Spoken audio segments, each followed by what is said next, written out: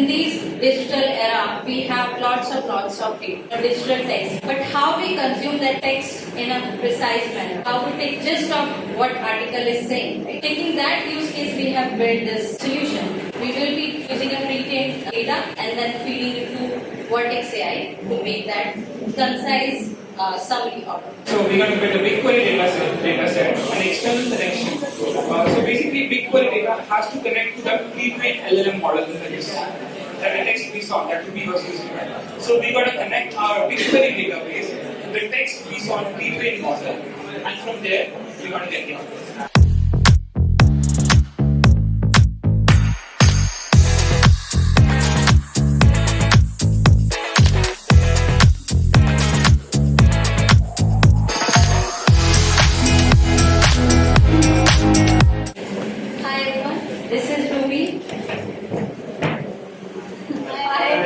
Good morning. Thank you for coming on Saturday morning. Hope you'll enjoy the session. I am a technologist and a working professional and a code Vipassana completely. Here today I am along with my co-speaker Akshay. We'll delve into informative journey of generative AI, not generative AI, Vertex AI by Google Cloud. Okay? So what we'll do today is we'll be building our text summarizer application. This will be a simple application. Don't worry about the FlutterFlow. I know many of you don't know about it. So don't worry about it yet. Okay, we'll come to this part. But this will be powered by Vertex AI. That will be our main focus for today's workshop. Okay? This will be integration of Vertex AI and FlutterFlow. How we will integrate these both services and configure them together. Okay?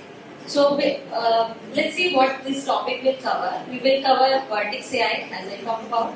We will delve into G-Cloud services little bit as we go along. We'll be seeing a fully functional FlutterFlow application, and Akshay will talk about BigQuery ML. So it's the same use case we will do with the BigQuery ML as well.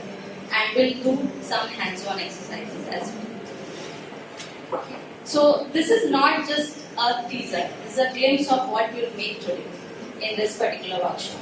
Okay. We'll feed some data and then on click of a button, you will see a beautiful summary of that text. Okay. So first thing first, let's move to Vertex AI. So nowadays, no matter what service you offer, in everything you are making sure you are predicting something to improve your user experience, or you are improving your application. So how you do that? Not every team have machine learning expertise. Some may have a very beginner level, some may have expert. So to cater this thing, we have the Vertex AI. Vertex AI provide a platform where you can do all the machine learning workflow in single workflow. So let's before going to Vertex AI, let's understand what a typical machine learning workflow looks like. So to get if you know like what is your prediction task, so first what you do, you ingest the data, you analyze it, then you transform it. This is a preparing your data, right?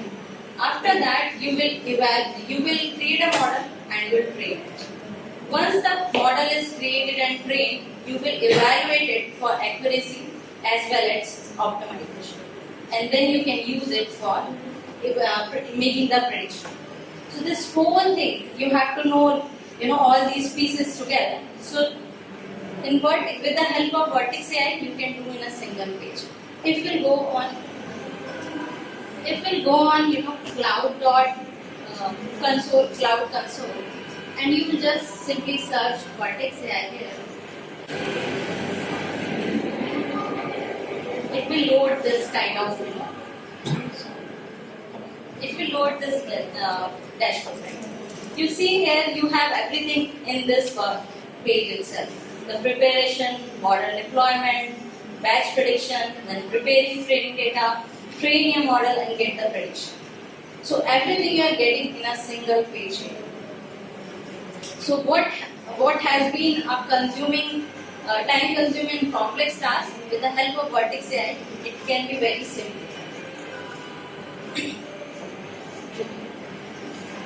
So as we talk about, it's a unified machine learning platform which simplifies building, deploying and managing your ML models. It also, since it's easy to use, it's accelerate our ML development. No need to be an expert in ML, then only you can use it. And any beginner can start using it and make your expertise. Vertex AI in like security and governance these days is a very crucial thing in any services, any application. Vertex AI doesn't take it lightly. Vertex AI takes stringent security protocols to make that your models are secure. And let's little bit touch upon the Vertex AI capabilities. So we have AutoML built-in pipeline, then we have model deployment, model monitoring, and ML. So AutoML is nothing but it's it's predefined models which you can use without writing any code. We will be using this. So for predefined data types like videos, photos, text, you can use this AutoML. Some tasks in machine learning workflows are very repetitive tasks like model training, deployment, all these things. So using the pre-built pipelines, you can achieve it. So and model deployment is not, as the name suggests, it's deploying the model to a production environment. But once you have that model ready, the model is live, it's very crucial to maintain that model as well. You may wonder why. Data changes, world is changing, data is evolving. So your data needs to keep up with this, right? So for that, model monitoring makes sure that it's monitoring for optimization, evolving of that data. So ML ops is nothing but making sure that your ML operation, deployment and operations are working together. So let's come back to our use case, what we are doing here. So in this digital era, we have lots of data, digital text. But how we consume that text in a precise manner, how we take gist of what article is saying, right? So taking that use case, we have built this solution. So we will be using a pre-trained data and then feeding it to Vertex AI to make that concise summary of it. So this is the architecture of our application looks like. We'll have a user interface and we'll have a cloud function. We'll be building this user interface today in this workshop using the FlutterFlow. But you can build this one using any technology, any tools, any framework of your choice or your company. Right? So for cloud function, it's nothing but a serverless platform which takes care of all the complexity. This will take you to a medium blog which will have step by step, all the how to configure, how to provision, and then use it. And with the help of that, you will be able to use the resources which we're gonna use for our lab. Thumbs up, hands up. Thank you. Okay. So, in case you are new to Google Cloud and you don't know how to start or how to create a project, you can, or you have already created and you want to select any project, click on the console, you will see this drop-down. If you haven't created any project, you select project, but I have already have a project. So, once I click on this window, it will give me an option to create a new project, or I can select any of the project from existing project. Okay, so I have already since created. Let me just go to the process. I have clicked on new project, and you can give any of the name. That name really does not matter to Google Cloud. It will be use your project ID always. So. We can always go back and check what is the project ID. So no need to remember this one. And just click create. It will create. That's all you have to do. If you are wondering where we are in the blog, so we are in prerequisite. We have created a Google Cloud project. We just description about these things. We already enabled the billing. So we completed prerequisite step number 2. Okay. Now further we have click on this icon. It's a cloud shell. Click on this. It will activate your cloud shell. Cloud shell is nothing but understand it with a pretty small Linux machine in your Google Cloud. Simple. So it will take some time for rotating or configuring your cloud shell. So yeah, mine is. So once you into your cloud shell, just make sure your project, you are in a right project, you are in a right account. So for that, just run a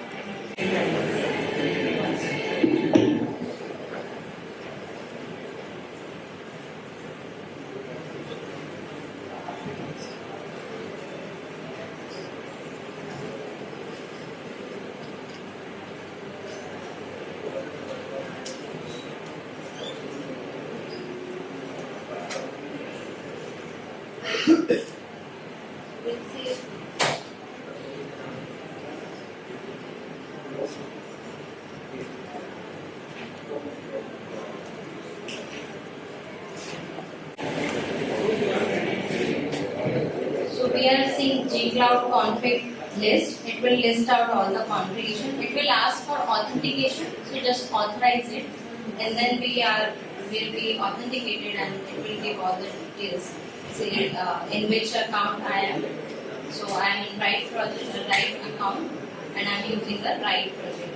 This is my project ID. From where you can check the project ID, click on this drop down again, and here you see an ID. This is your project ID, which this ID will be using further steps as well. So make sure you know how to get it.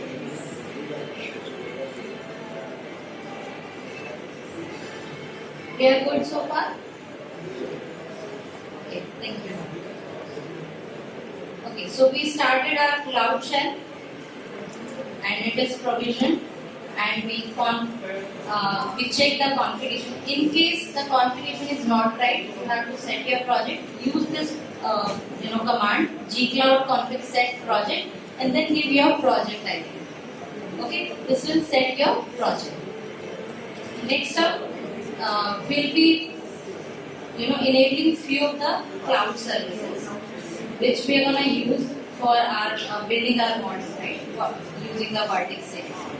So we are enabling the services which we will require, not all the services. You may wonder why not enable all the services. Every service will come with a cost, right?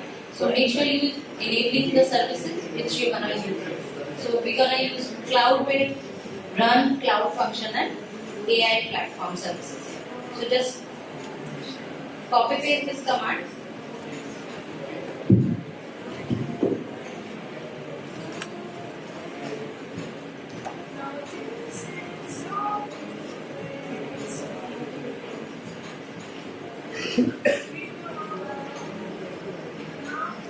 Will take few seconds to enable it, and make sure you get this message that finish successfully. If it will not finish successfully, later on it will come. Your function will complain that services are not enabled.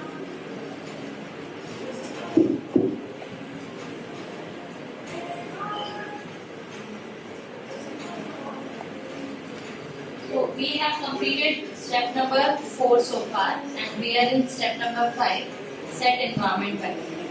So this is just for ease, right? We are setting the variable upfront, and then we'll use these variable, not the big names later.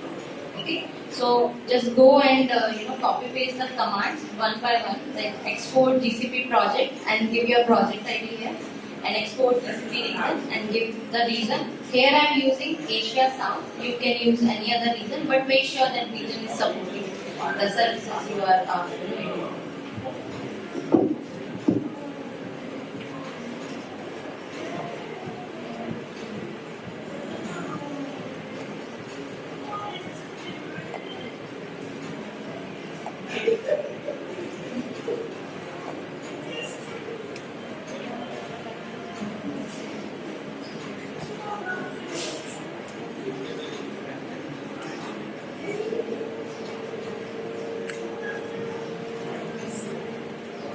set it my project ID and the region both.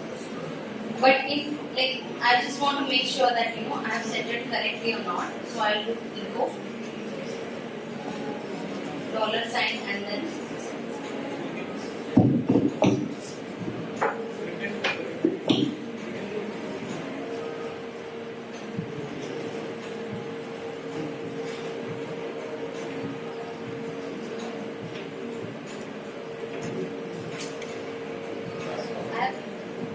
my project ID is coming in correctly. That means my setup is right. Okay.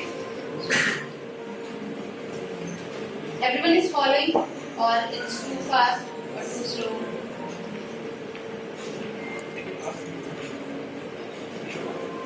Okay. Thank you.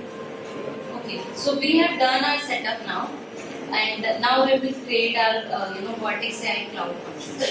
So for that, I have created a repository. Clone this. What we'll do is we'll clone this repository, and then we'll navigate to the folder with where we have the files. So just copy paste these two commands: git clone and the repository path, and then cd into that folder.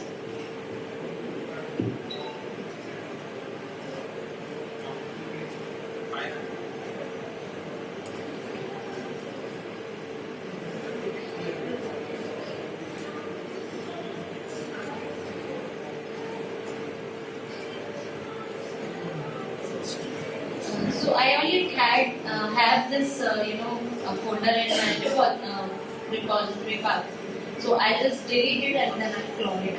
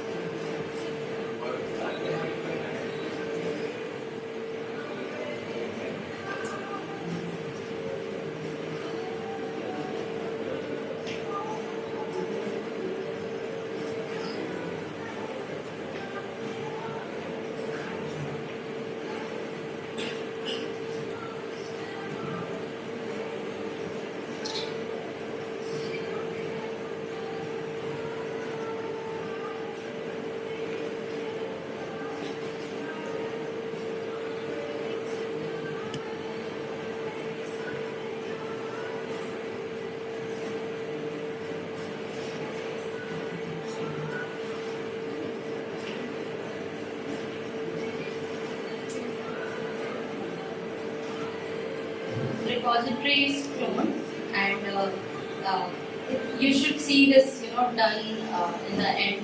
That make sure that you have cloned the repository, and just make sure you are in the right folder. So check you are into this folder. If not, just do a cd again. If you want to see the code, go on open editor. It will take some time from provisioning. And in source control,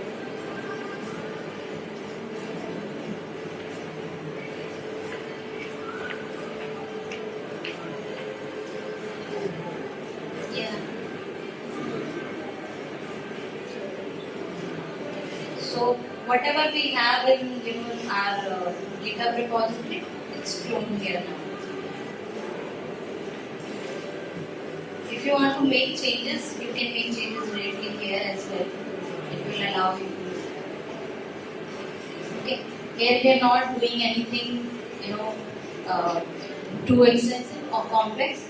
We are just taking an input from JSON. We are just getting it. We are parsing it. We are replacing all if there's any unwanted character, and then we are just parsing that data. We are feeding that data to Vertex AI, and we are initializing it.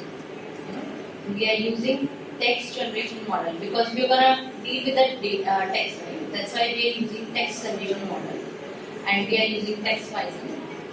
For these parameters, right now hard code these parameters, and Akshay will talk about these parameters later on. Just I will touch upon this temperature. That higher the temperature, your randomness will be there, right?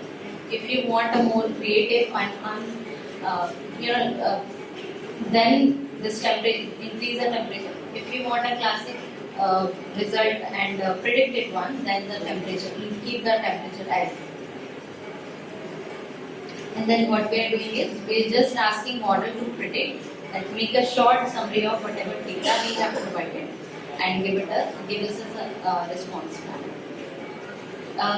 Akshay will talk about this code later on in details.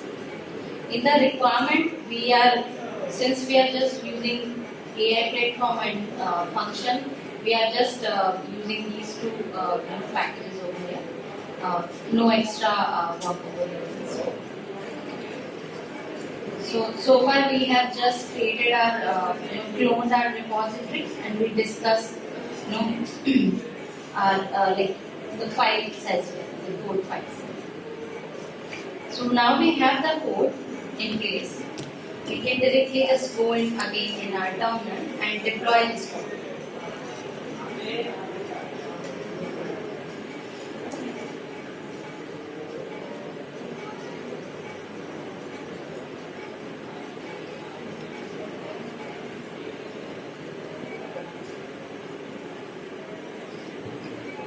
We are simply saying gcloud function deploy, and this is the function name we are giving.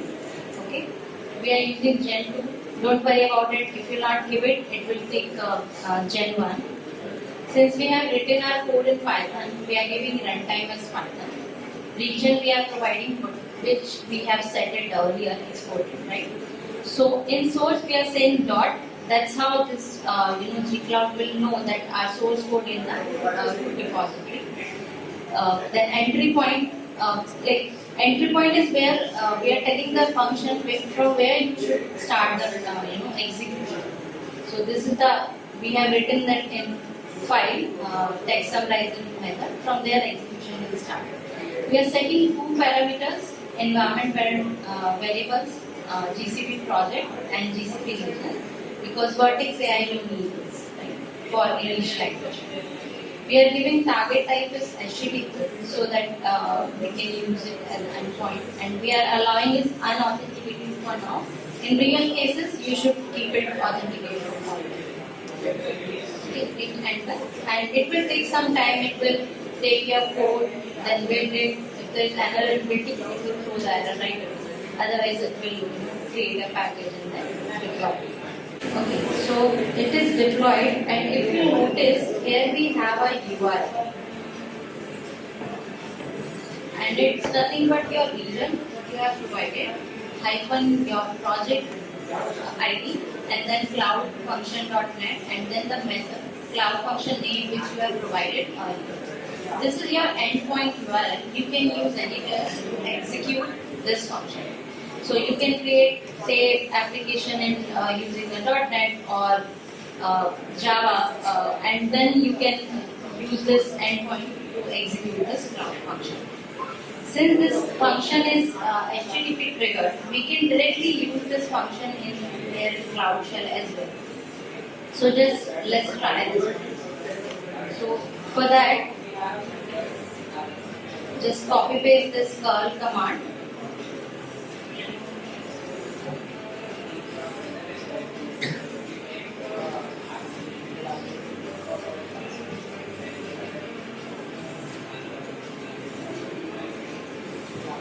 When you hit enter, it will execute it and give you a summary of whatever we have written.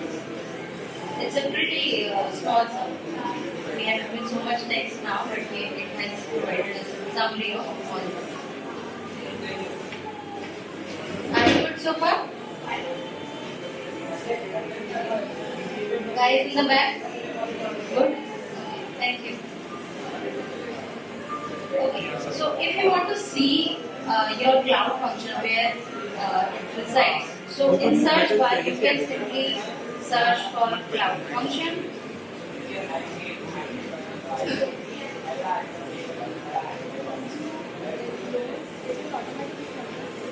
Yeah, in legacy it comes. You will see cloud function. But in the new UI you have to search. Hit enter. And there you see our deployed cloud function. Cloud So all the details like it's triggered by HTTP, runtime is Python, then what is the executed function, like what is the entry point and the region as well. If you click on this cloud function, you will see a lot of details about this cloud function. Its metrics, details, source. So you have written, you have given a source code, right? So where it built that source code, where it went, it came here source. So if you change anything in this source code, then and build it, rebuild it, deploy it again, it will take the latest one. So it's the same source code which we have given.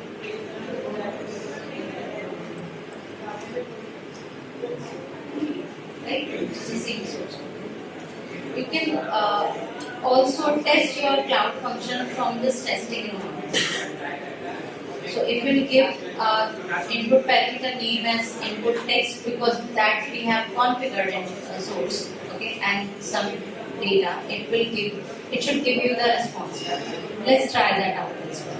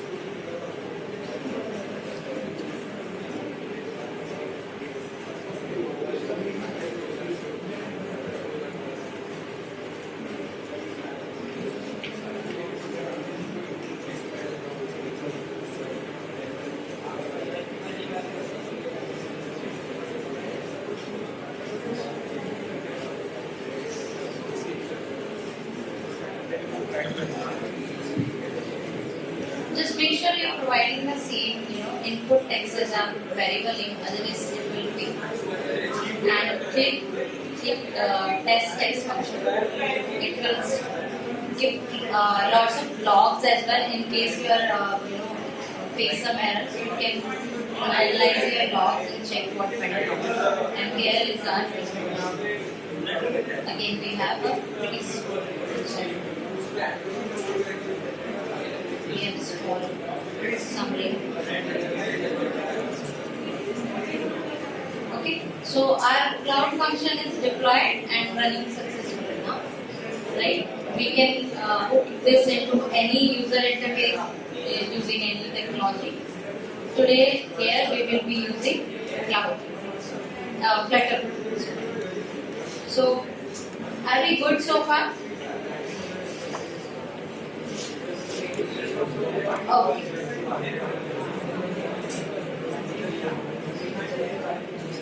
So,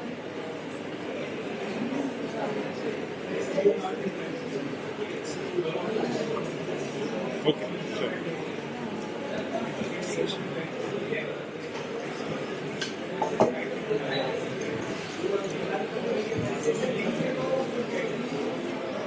Okay, so create a FlutterFlow application.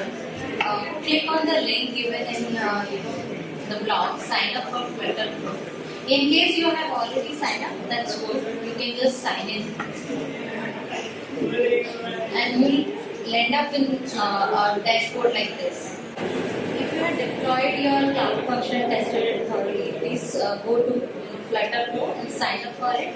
If you already signed up before, sign into that folder, and then we will start. Okay, once you are in in FlutterFlow, you will see something similar, or you'll see a button for creating a new project. Okay, hit that button and leave anything what you want to call your project. Okay, and go a little down. So you'll see a lot of templates over here, right? So because we are building a very small use case, we will be creating a blank template. I'm sorry.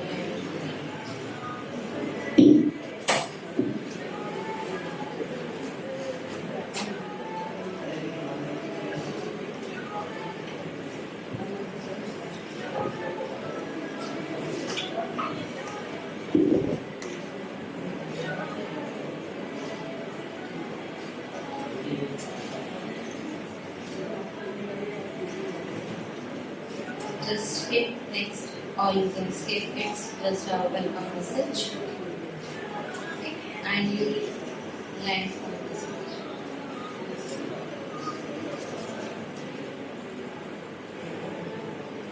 Give a name and click on create new.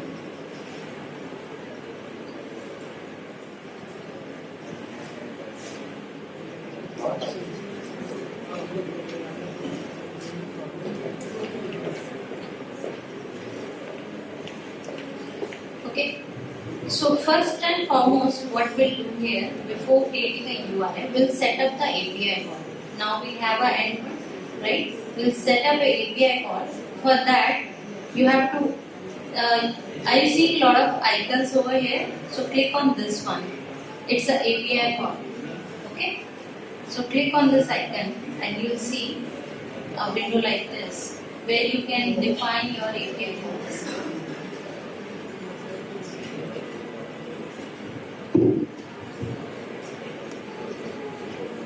Please follow along. In case you are stuck, please let me know. I'll stop.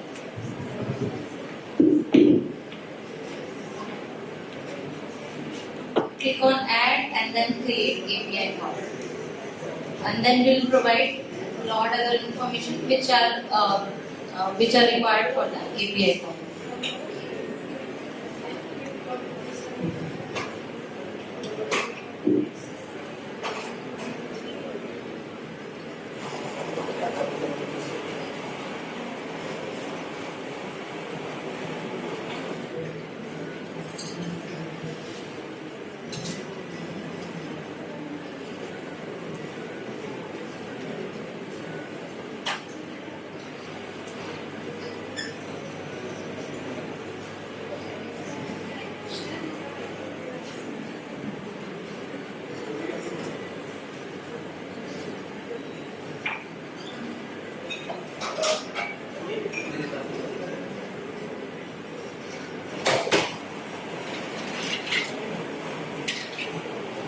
The URL which Cloud Function generated, just copy that URL. We'll be using that URL while building the API call in FlutterFlow. Okay, so you can give any name to this API call, and then because we have method type as post, so choose method type as post from drop down, and here in the API URL, paste that URL which generated by the Cloud Function.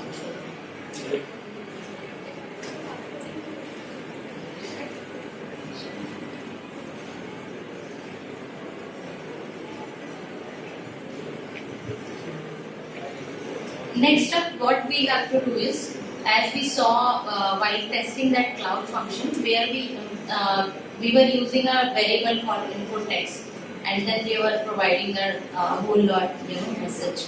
So for that, click on this variable tab and create a add variable. Click on that add variable and name it as same input text. Since it's catering to string type as of now, we'll give type as string, and you can keep both of these field defaults as same. Is list as false and default values. If you want, you can give it something. Once it is done, go to body tab, and here in body we will set body for this JSON. So JSON.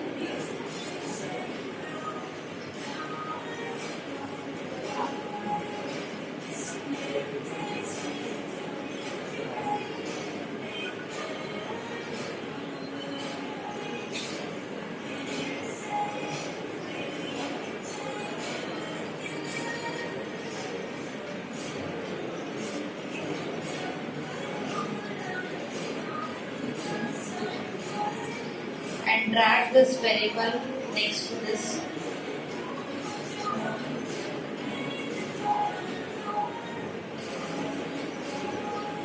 This part is clear? Okay. And once this is done, click on this add call. Now you have created your call, which is using the same API, the input,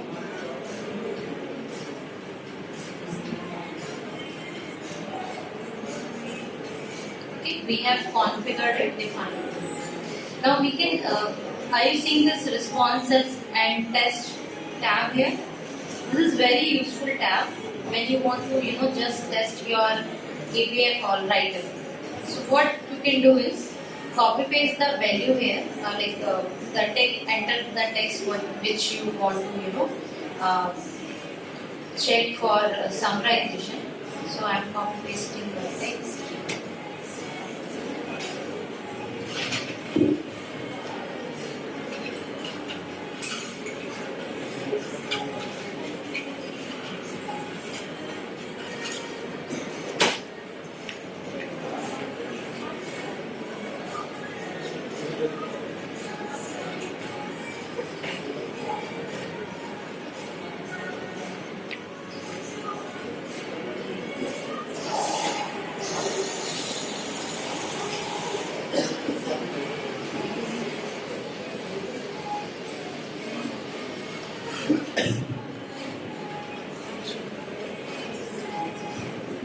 I have the input text is the variable which I have given earlier, and then the value I have provided. And if I hit test API, it should give me the same result which I saw in the cloud console or in the cloud console. Click on this. Now you see we have this Google was found and so on information, right?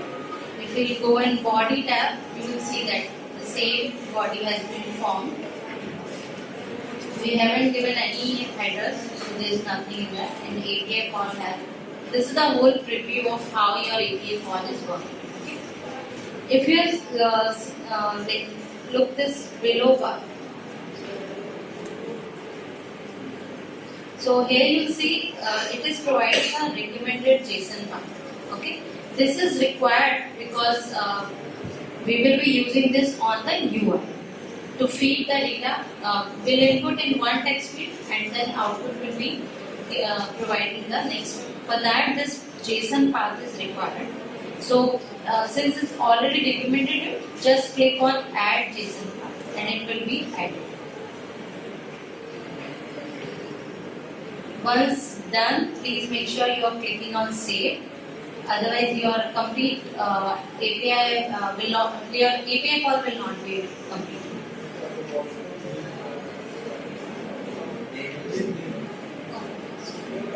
Yeah, you can name anything.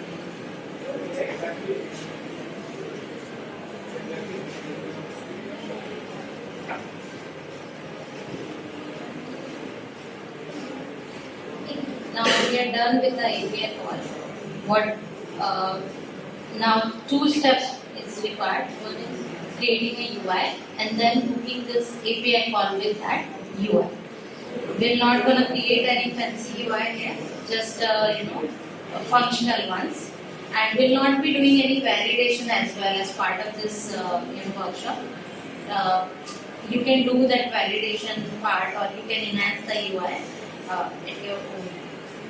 So, have you when I showed this? So, if you look into this page, we have a original text as a text. Then we have a text field. We have a button. Then another text and then text field. This in same manner we will be adding component on that FlutterFlow UI. So, since it's a web-based tool, just drag and drop the components from your left-hand panel and it will be added into your. So for example, I'm dragging the text. Okay, so it added a text.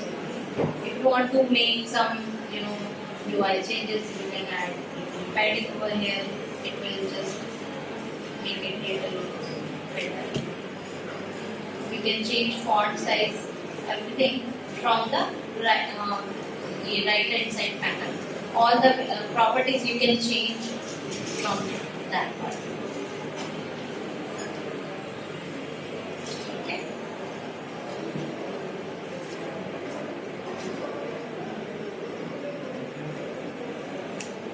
Similarly, we'll add text field, button, and then again a text and text. let's do it.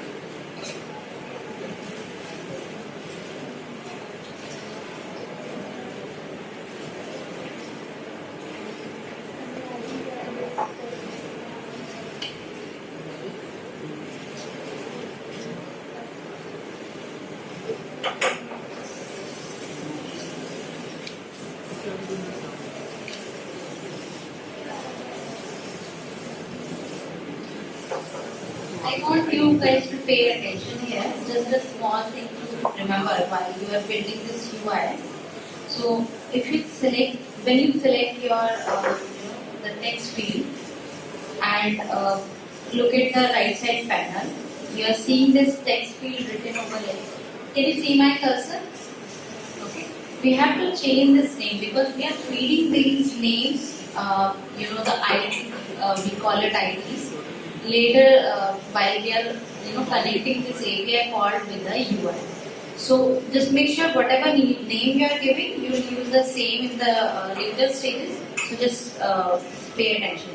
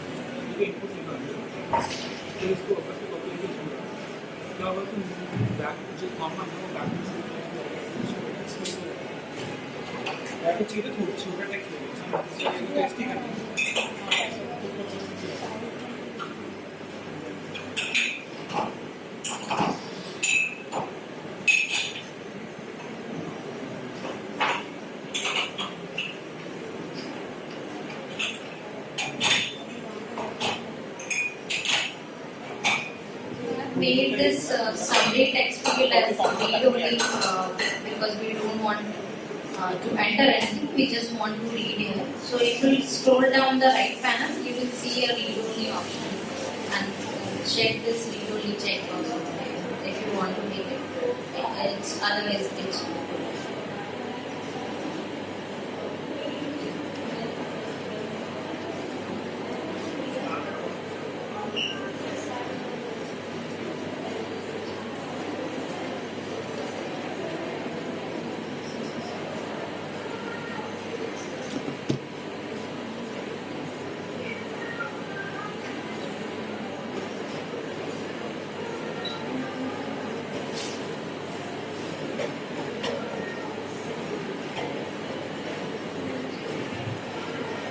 everyone able to achieve this screen? Okay, now we have the API call and we have the UI ready. Now what is remaining?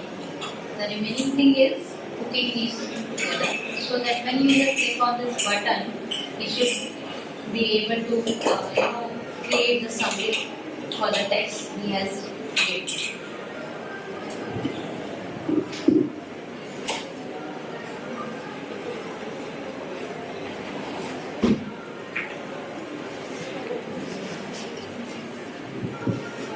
Change the name for this ID for this button as well. Once you do that, click on this button. So right now I'm outside this. Click on this button Once you click, it will open, on right side. It will give a lot of options. Along with that, just check this toolbar. Right now, it's first one is selected. Check on the second. Click on the second one. It's actions. Actions are nothing but what action you want to take on this button. So click on this one, and here you see the action flow editor. So we will open action flow editor, and we will create our actions what we want to do on click on this button. So click on this open, and your window should look like this. Click on add action.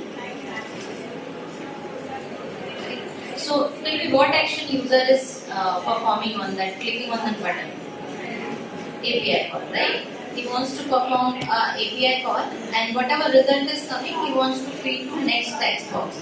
That's correct? So then these are two actions we will be adding over here. First will be set up an API call here, and second one will be set up a feed value. So from this drop downs on your right hand side, go a little down or search the API here. In search also, you can search API. So you will see the API call as an action. Okay, click on this API call. Once you click, it will by default add a conditional action over there. Just delete that. So for deleting, click on this action options, and from here you can delete the conditional action. Now we have added this, but we have not set up. It does not know what field to use. So for that we will be defining few parameters over here. So first one will be group or call. We already created a API call, right? We have given a name to it. The same name should be coming into this drop down. If it's not coming, that means we have not set up the API call properly. So once you do that, since our API required an input variable, right? So we'll set the additional variable here. Okay. And what kind of variable was it? It was a string. But where we are adding that string in the text field. So if you click on this text field, the variable, it should give you this variable which we have set up during the API. Right? So click on this API text. And now we have to set up the value for it. Right?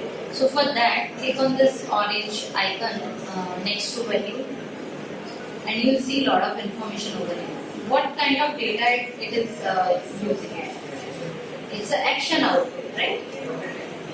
So click on this action. I'm sorry, it's taking data from the text field, right? So search for the text field ID. So I have given my text field as text query, right? So it's showing that here. Okay. So whatever name you have given for your field, it should you search for from that name. It should give you that name. And this output name you can keep it as is, or you can rename it to whatever you want.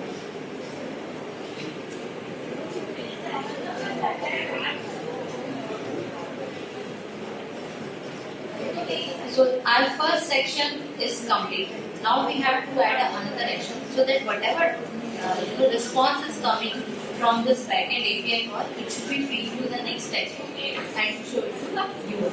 So click on this plus icon and here add action. Now what type of action is this? A set field. So in search again, search for text set field, and we are setting field in what text field? Response. So select response. So we have the second action. Now set up this second action as well. Click on the icon next to value. What type of data it has? An action output, right? So click on action output, and here you should see the response, the variable name we have given earlier during set up the first action, right? So it has a response. What kind of responses has? JSON body. Additional parameter we will provide JSON path. It's the same JSON path we have provided during the setting of the API. And the path name should be the same. Like we have, earlier we have given dot response underscore temp. So we will use the same.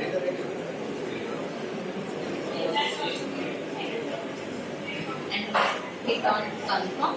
And now your second action also set up complete.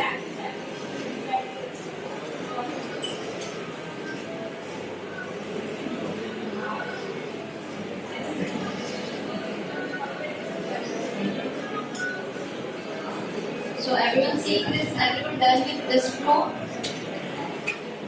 Now it's time for test our application. So click on this icon. This is our test environment. We will be testing our application in test environment only. So click on this one and hit this test button. It will open a new window for you, new tab also. And it will load your UI over here. Interactive UI when you can enter text, hit the button, and then your text response will be displayed in the next text box. So it will take some time for setting up the test session, and it is a session based, so it will not be live forever. I guess after 15 minutes session will be ended. So if you are making any changes in UI, just reload the session or just reinstant the session. So here's our UI.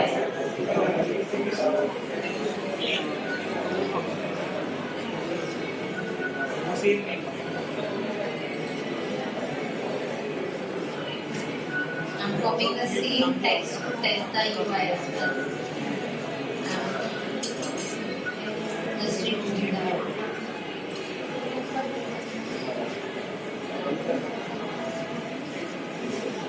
And when I hit this summary button, it should give me this one. Let's see if it works on. So if you see, we have so much data in first text field, but in this one we have very little. Okay? So our cloud function works perfectly with our UI as well. So you can build this UI in any of the languages, like choice or any framework you can use. This is one of the examples how we are using. Akshay will discuss like how you can achieve same using the BigQuery. So just make sure your button has only two actions: the backend call and then the set. If when you add the backend call, it by default will add conditional action with that. Just remove that conditional action and then add a set form. Okay.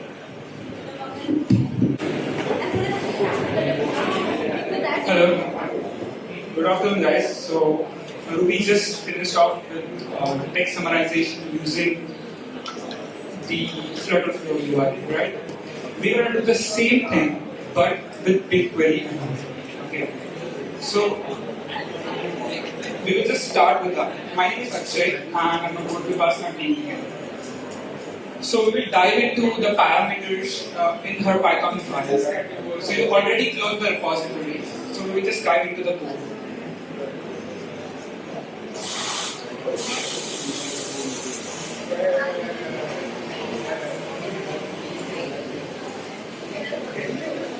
So here you can use a legacy editor, or you can use your normal VS Code like that.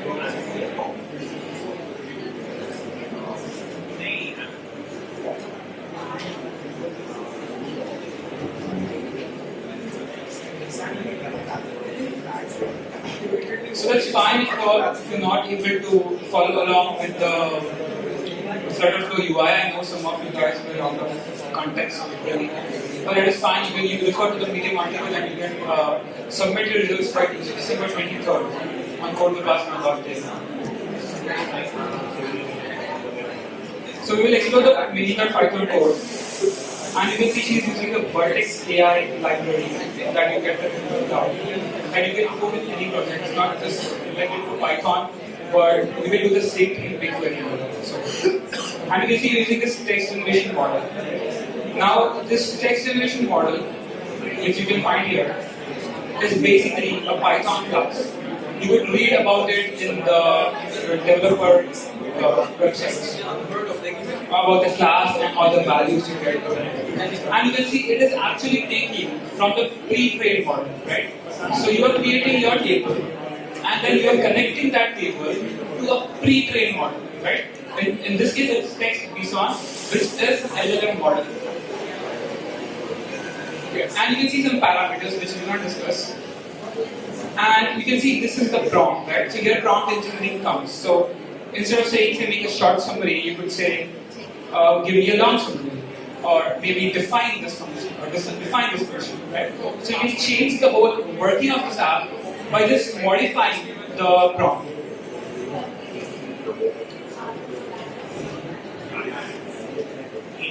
Alright, so let's explore the parameters.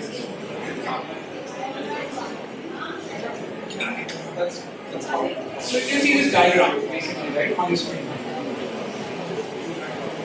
So the question, this is not related to the Python class, but this is related to the text model. So anything AI, when you work with text, these parameters will be there. Right?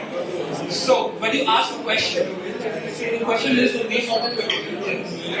Now the question would be name of the country with the highest number of expressions. Now this is a direct question where the model should have the data of the experts. The text piece has over 540 billion parameters as a to be experienced. So she would use that word.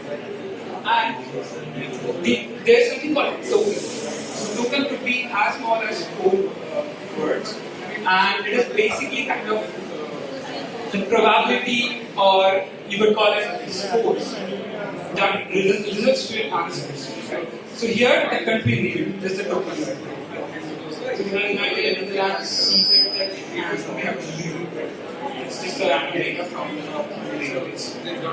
So this is something called BT token. So the token which has the highest amount of probability will be selected at the first, and that would be your answer. This is how normally works. So we have a max output token. So basically this is sampling range. So if I have 540 billion parameters, and if I say my max output token is say 50, then it will sample the 50 tokens and it will give the answer according to that token. So that it selects. So we can call it sampling range. Now there is something called temperature. So temperature is basically how randomized you want your output to be. So higher the temperature, the more random your answers would be from your AI. The lower the temperature, the more perfect answer you get from your AI. But the temperature is used with something called top P and top K parameters. This is a little bit tricky part, but basically temperature is used along the top K and top P. So let's dive into what is top K. Right? The name suggests that top, right? Top means top, right? So top K parameter. So this, let's say I say top K is my 3. Then out of the token range, that is say the max output token is 50. So out of the 50, it will select 3 most probable tokens. Right? So the probability comes into the picture, or the scores. So it's a direct question. Then basically it selects the top 3 out of those top 50. That's top K. And between these 3, you will use your temperature value from 0 to 1 to define that how accurate your answer will be. Right? So the higher the temperature, more randomized answer you will get. So in this case, any of these 3. As you see, as the top K increases, your range increases, and thus based on your temperature, you could select a token that you want. And this is how you can actually change the response of your text AI. Now what is top K? So now you have the temperature value. Now you have the top K value. After that, there's something called top P, which is basically the sum of probabilities of those tokens. So for example, my range was 50, right? My max output token was 50. Then I gave it a temperature value, say 0.5. And then I gave it a top K of 3. Means out of the 50 ranges, it will select the 3 most probable tokens with the highest probability. In these 3 tokens, when I give a top P value, it means that it will select only the two or whatever the maximum sum of probabilities equals to the top p value. So, for example, in this case, as you can see, the default value is 1, but the United and Netherlands equals to 15%. So here, the top p value would be 0.05. Right? 0.15. So this is how the top p works. And this is how you could actually tailor your output of your text AI. So we're going to do the same thing that we just did, but with BigQuery. Now what is BigQuery? So it's a Google managed large database where you could actually run AI applications as well as it's a normal SQL database that you would use. So this is how what we're going to build in the BigQuery console. And here you can see we have a prompt. So remember I said about the prompt engineering. So you can change your prompt here, and then you will get the output here. So now, because you have access to this SQL code, you could literally change the temperature value, the max output tokens, and see how your answers differ. Okay, so that's the goal of this side of it. So let's dive into what we're going to build. So we're going to build a BigQuery data set, an external connection. So basically, BigQuery data has to connect to the pre-trained LLM model in this. That the text we saw, that we was using. So we're going to connect our BigQuery database to the text we saw pre-trained model, and from there we're going to get the output. So let's follow along. You will scan this QR code. Basically, it will take you to Google Docs, where I have the steps, or you can just follow along. So I suggest to take a screenshot or pictures you want.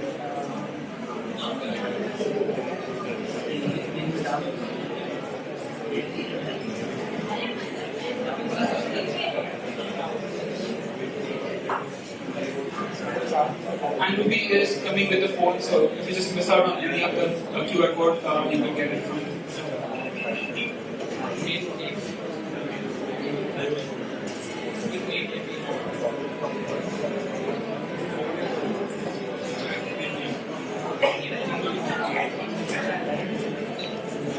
Okay.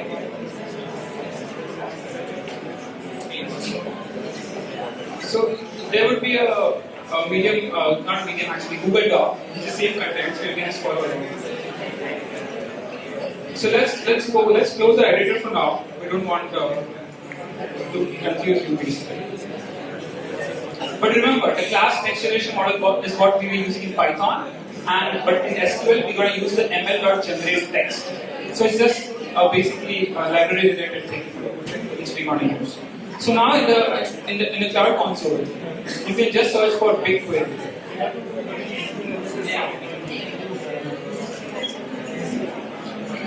It will take you to the BigQuery database or BigQuery Studio. And here you can see everything like external connections or the databases that you have created. So let's create a new database. So I will click on create dataset option with 3-dot icon, and I will give it a name. I would suggest to just follow these brackets because I don't want you to get stuck somewhere with this naming convention ever. So we will just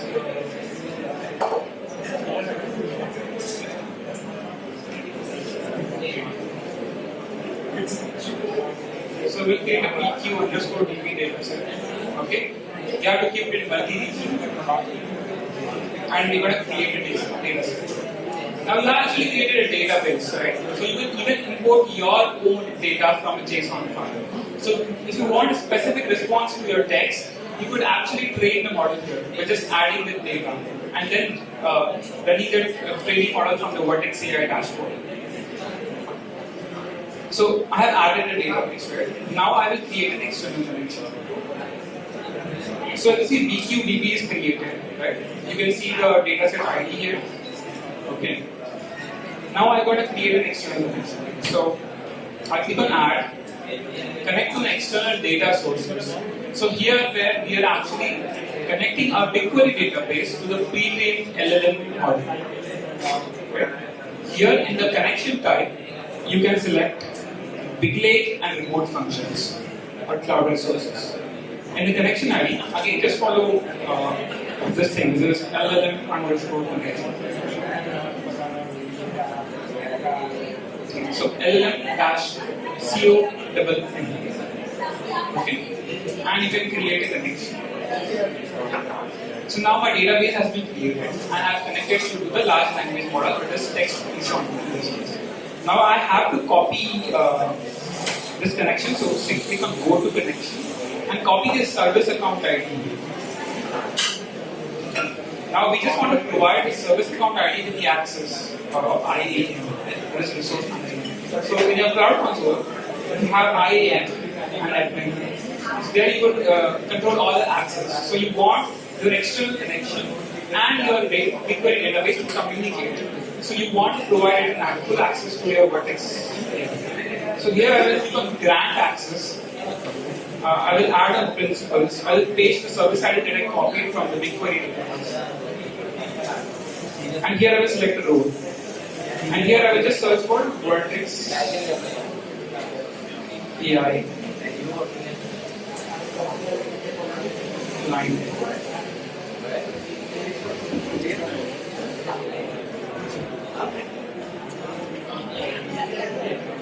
Vertex AI service engine. And click save. So now I have provided the access. So now my BigQuery database and the LLM can communicate with each other. Now you can go. Sorry? Yeah. So basically, I have created a BigQuery database and then I have created a remote function, the external connection. So here I need to grant the access and copy the service ID of the remote connection that we created, paste it here, and select the role as Vertex agent. So Vertex AI service agent. Now you can, so you can always follow along with the talk. I know it becomes difficult sometimes, you go into session for 1.5 hours and then everything goes above the head, but that's fine, you can always follow in the media market. So I will search for BigQuery again. Here, I could go to a new tab, and here you can run your SQL commands. So now, we're going to just create a new model, and we will connect it with the, as you see, it says create or replace model, simple SQL, vq_db.lm. So if you're giving any other name, then just change the name here. I'm just following along because I gave the exact same name, right? And it creates a remote connection with US_LLM connection. I'm going to hit run. So now my model has been created. Okay, I call LLM underscore model. Now I will just run this.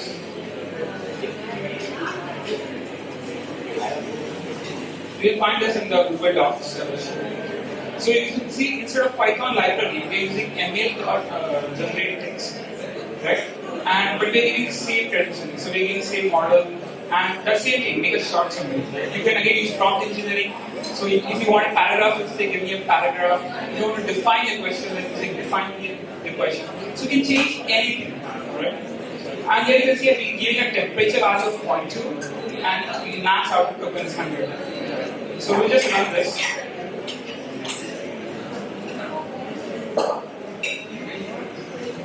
And I got the output. So this is the prompt. Make a short summary. What is the question of basically? What is the purpose of dreams? And it gives me this answer. As you can see, ML generate underscore text result. Now you can go ahead and change the tokens, max output tokens. Say I say 50.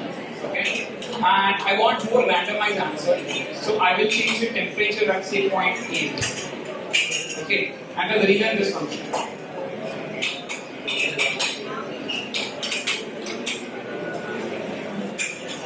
As you see, you will get different answers. Okay. By just changing the max output tokens, you actually kind of increase the temperature, you actually randomize the answer. So the answer is not that great, but again, you can be creative with that, you can change the prompt, you can change the temperature. That's what's our goal for this session.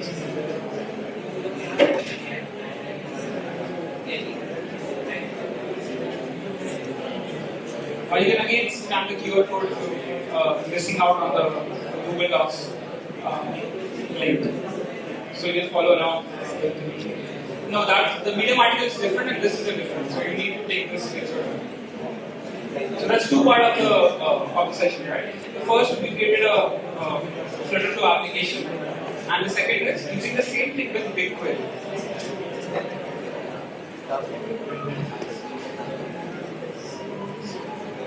So that's the wrap for us. And if you want to connect, if you have a query, you can always reach out to me. And I just send with the code that develop a passion for learning. Thank you everyone. Thank you for listening to us.